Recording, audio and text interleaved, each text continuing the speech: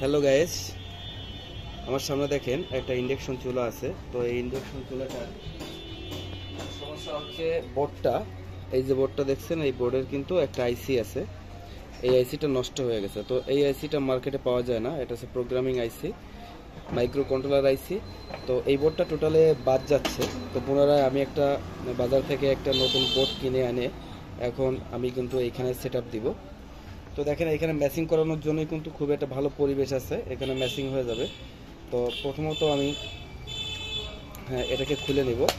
এটাকে খোলার পরে আমি সেটিং করব। আর সম্পূর্ণ ভিডিওটা দেখবেন, নাইলে কিছু বুঝতে পারবেন না। তো দেখেন আমার এটা কিন্তু খোলা শেষ। এবার আমি এখানে প্রথমত এসি কর্ডটা লাগাবো। এখানে দেখেন এসি কর্ডটা আমি এখানে লাগিয়ে দেব।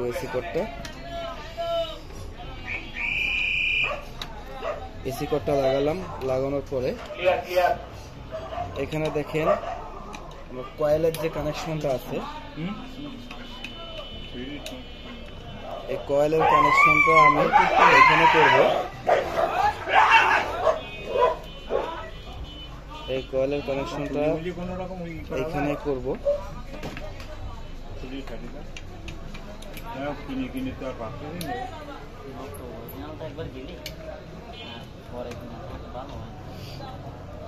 সুন্দরভাবে এটাকে সুন্দরভাবে টাইট দিয়ে দেবেন, যাতে কোনো সময় লুজ কানেকশনটা না পায়। সুন্দরভাবে এটাকে টাইট করে দিতে হবে। এখানে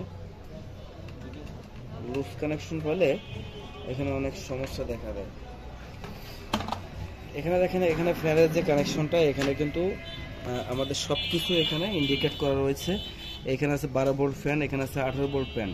আপনি যদি 12 ভোল্টের ফ্যান দেন তাহলে 12 ভোল্টে কানেকশন করতে হবে, 18 ভোল্ট দিলে 18 ভোল্টে কানেকশন করতে হবে। দেখেন আমার এইটা কিন্তু 18 ভোল্টের একটা ফ্যান। তো এখানে কিন্তু আমি 18 ভোল্টটাকেই সিলেক্ট করব।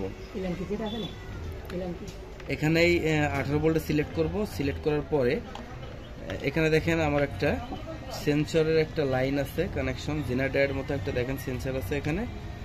তো সেন্সরের কানেকশনটা আমি এইখানে করে দিব। এখানে সেন্সরটা কানেকশন করলাম।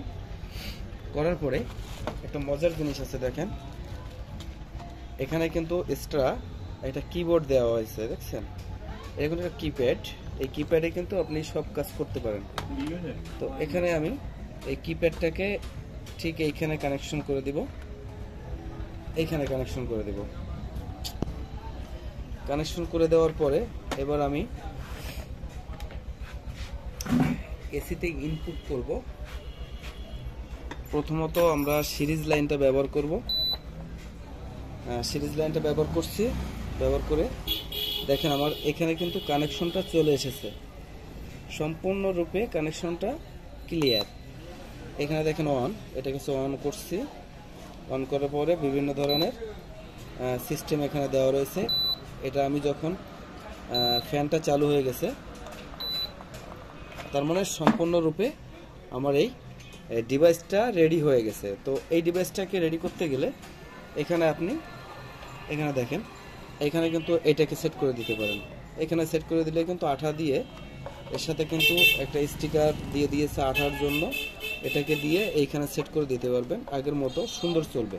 তো আমি মনে করি আগের থেকেও ভালো চলবে, কারণ আগের যে বোর্ডটা ছিল একটু নর্মাল বোর্ড, আর বর্তমান যে বোর্ডটা লাগানো আছে বোর্ডটা কিন্তু হাই কোয়ালিটির সুন্দর একটা বোর্ড। তো বন্ধুরা, যদি ভিডিওটা ভালো লাগে তো চ্যানেলটা সাবস্ক্রাইব করে পাশে থাকবেন।